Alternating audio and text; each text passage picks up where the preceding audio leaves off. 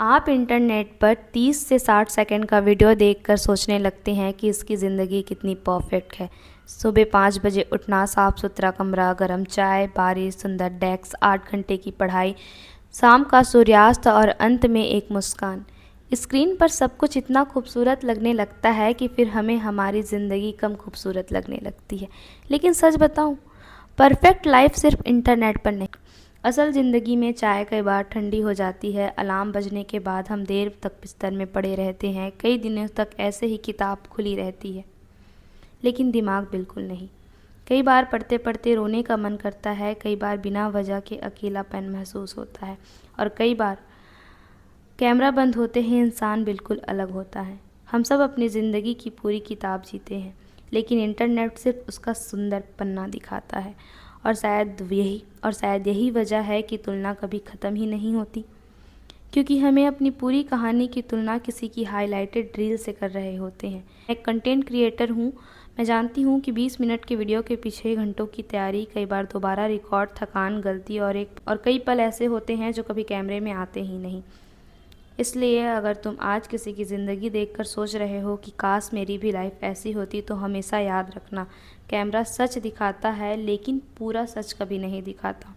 और शायद यही इंटरनेट की सबसे खूबसूरत और सबसे ख़तरनाक बात है। कभी कभी मैं सोचती हूँ, अगर इंटरनेट एक शहर होता तो शायद वहाँ कोई नहीं रोता, सबकी नींद पूरी होती, सबका कमरा साफ़ होता, कॉफ़ी बिल्कुल एस्थेटिक होती, हर सनराइज़ सिनेमेटिक होता, हर इंसान प्रोडक्टिव रहता और हर दिन माई बेस्ट डे होता। लेकिन सच में ऐसा है क्या? हम सब ने मिलकर ऐसी दुनिया बना दी है जहाँ दुख को दिखाना कमज़ोरी माना जाता है और थक जाना शर्म की बात लगती है। जो आप वीडियोस में देखते हैं वो केवल रिकॉर्डेड होती हैं 20 मिनट की, और बाकी के 23 घंटे 40 मिनट लोग अपने तक रखते हैं। और आप उस 20 मिनट को देखकर सोचने लगते हैं कि मेरी लाइफ इतनी अच्छी क्यों नहीं है। यहीं से कंपैरिजन शुरू होता है, और कंपैरिजन धीरे धीरे हमारी खुशी चुरा लेता है।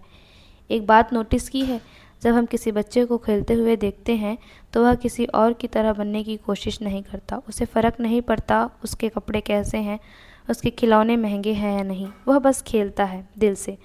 लेकिन जैसे जैसे हम बड़े होते हैं, हम जीना कम और तुलना में ज़्यादा लग जाते हैं।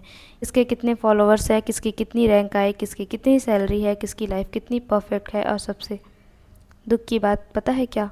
धीरे धीरे हम अपनी ज़िंदगी को महसूस करना छोड़ देता है। हम उसे कंपैरिजन के ऊपर पूरी तरह डिपेंडेंट कर देते हैं।